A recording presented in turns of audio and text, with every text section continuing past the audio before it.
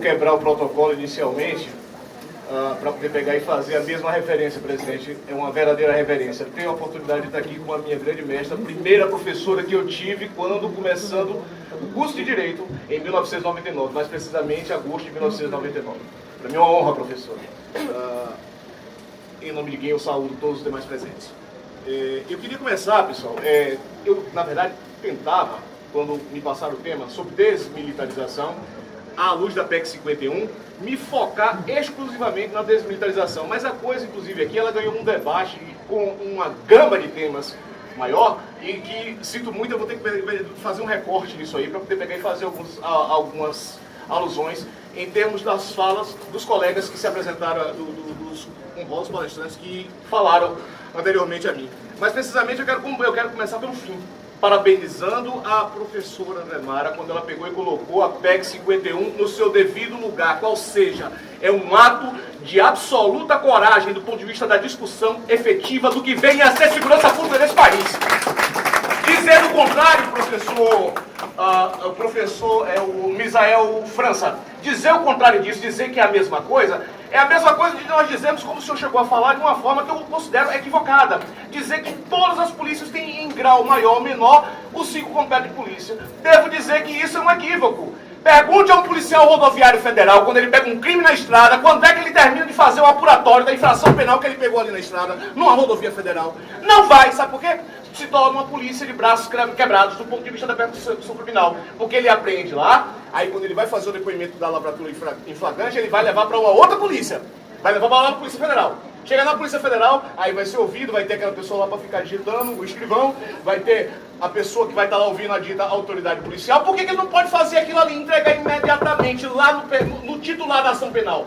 Com um relatório apurado do fato do que aconteceu. Esses óbitos precisam deixar bem claro que quando você fala a respeito de 5 completos de polícia, não é perifericamente aqui ou acolá. Não é o fato de um policial militar estar lá produzindo um inquérito policial militar que faz o que é 5 completos de polícia, por favor. Aí é diminuir demais a questão. Nós temos algumas linhas básicas que fazem parte da PEC 51.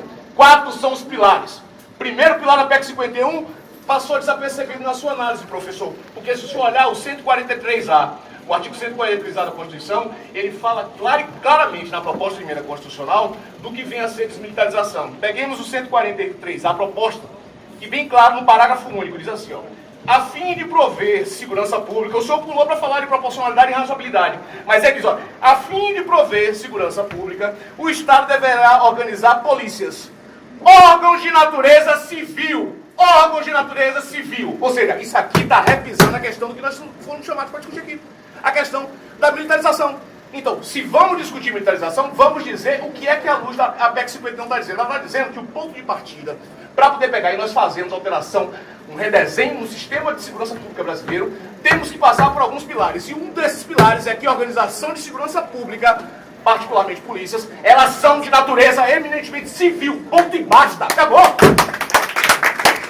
Isso aí não é uma imposição. Agora, isso aí tem que estar inserido, e aí ele fala da questão de tempo, professor, que isso não se faz da noite para o dia. Não sejamos também, a senhora colocou paixão, mas não vamos pegar e exagerar, porque se vocês olharem a PEC 51, a proposta inicial é que você tenha um processo de mutação, de transformação, de 6 a 10 anos, porque você não vai fazer mudança cultural, como bem falou o Misael, acerca quando estava fazendo a intervenção dele, o primeiro Misael aqui, colega do Corpo de Bombeiros. Quando o Misael pegou e falou sobre mudança cultural, você não vai mudar a cultura da noite para o dia. Da mesma forma, registre, só para dar um exemplo de cultura, que nós temos um péssimo hábito de cultura, sabe de quê? Um profissional da área de direito, nós estamos chamando ali para passar um advogado, ele é bacharel em direito. Tirou a OAB dele, ele é doutor.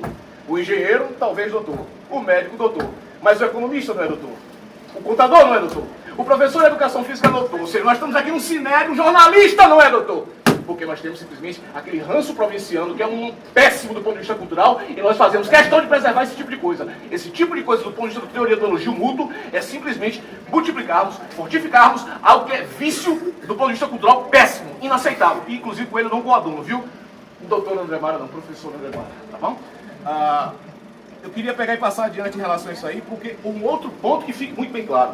O primeiro ponto que eu estou falando é dos fundamentos da PEC 51. Eu estou falando que, primeiro, que está chave, está logo no parágrafo único do artigo 143A. 143A, nós falamos sobre a desmilitarização. Mas os principais pontos, professor Misael França, um deles é o ciclo completo de polícia, que me desculpe, mas a minha posição em relação, eu faço questão de revisar. Não temos nenhuma polícia de ciclo completo. A polícia militar, falta ela tudo, praticamente. Inclusive já começa com as algemas da questão da militarização. Nas polícias civis dos estados, nós temos as polícias civis dos estados, nós temos um problema. Você não faz o policiamento preventivo e você não faz o policiamento ostensivo. Essa história de que porque conduz com uma camisinha ali, está fazendo policiamento ostensivo, está de brincadeira, né? No caso específico da Polícia Rodoviária Federal, que eu considero que essa passagem tem o maior dos méritos, por quê? Porque ela consegue pegar e resolver suas disfunções organizacionais.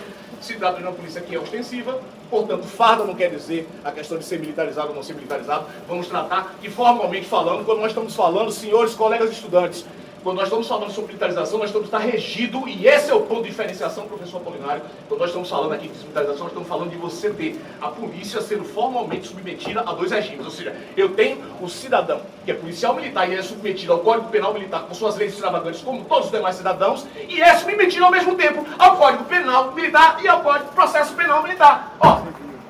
Não, eu estou falando militar. As duas coisas conjugadas. Então o que acontece? Esse tipo de coisa é que é pernicioso. É pernicioso sobre o aspecto democrático, Agora, sobre uma análise administrativa, isso é muito pior, sabe por quê? Porque os principais consumidores do serviço de segurança pública, aqui presentes e faz por diversos setores da sociedade, pergunta para eles o que é que eles acham desse serviço que está sendo produzido. Para poder pegar e ter um mínimo de opinião. Porque se nós fizéssemos uma relação, pegando isso aí, e mal comparando, e colocando numa relação entre produtores de serviços de segurança pública, consumidores de serviços de segurança pública, diga-se passagem, agora eu faço minha culpa como pertencente a uma corporação, uma organização policial. Nós prestamos um serviço de péssima qualidade, vagabundo. E isso é que tem que ser mudado, sabe por quê? Os consumidores não precisam disso, professor. Eles querem serviço de excelência. Ainda que não estejam pagando à altura do que mereçam, mas eles querem serviço de excelência. Eles precisam, ok? No caso, eu quero falar um outro ponto. Finalizando, o presidente, nós falamos sobre o ciclo completo, nós falamos sobre desmilitarização, nós falamos a respeito de... Eu dei um outro ponto que eu vou mexer aqui agora, que vai mexer com os brios de alguns, e quem for do oficialato me perdoe, eu não tenho nenhum tipo de prurito para falar disso, e muito menos em se tratando das organizações civis da qual pertenço, falando para os titulares que exercem chefia, que são os delegados de polícia. Você sabe o que é que nós temos? Nós temos que dizer exatamente como as coisas não funcionam, professora. Sabe o que é que não funciona, presidente? O que não funciona é você ter uma organização em que o senhor Prisco, ele entra lá embaixo, ele é o soldado, e ele entra 20 anos depois, um menino que entrou no meio da carreira e saiu dos coeiros da UNEB, vai chefiá-lo sem ter a experiência, a meritocracia que ele teve. Sabe por quê? Porque não temos uma carreira com ingresso único, coisa que existe nas demais organizações policiais, professor Misael França, nas demais organizações policiais desenvolvidas do mundo, o que se chama ingresso único. O senhor falou sobre um tema aí, tratando a questão da carreira única, que é colocada na PEC 51, como se fosse concurso interno ou provimento derivado negativo. O que nós estamos falando é carreira única, em que você começa no chão de fábrica, como em Nova York, você começa com o Brook Blue, e depois de 20 anos você vira chefe no equipamento policial. E não simplesmente você fez uma prova no concurso, e porque você é bacharel em direito, você pegou e passou naquele concurso que é feito setorizado. Você com 20 anos de experiência policial não vale de nada. Vale pegar um menino dos coelhos de faculdade que não sabe lixo, ganha o dobro do que você ganha e diz que está mandando em você. Pelo amor de Deus, gente. Qual é a organização que funciona desse modo? Isso tem tudo de ilegítimo. Pelo amor de Deus. Então, isso é que você fecha. Aí você fecha. Quando nós atacamos carreira única, ciclo completo de polícia, tá certo? Quando nós estamos falando de desmilitarização como gancho, nós estamos traduzindo o que é a PEC 51. Como aqui, agora...